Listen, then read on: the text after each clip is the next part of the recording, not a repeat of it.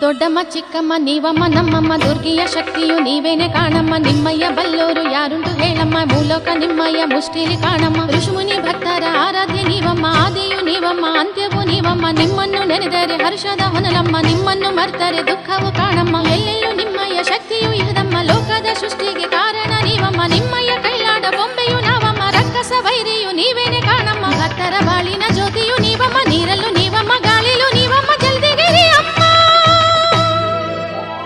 ನೀವಿರುವೆಡೆಯೇ ಕೈಲಾಸ ಕಾಣಮ್ಮ, ಜಲದಿಗೆರೆ ದೊಡ್ಡಮ್ಮ, ಮಹಾತಾಯಿ ಚಿಕ್ಕಮ್ಮ.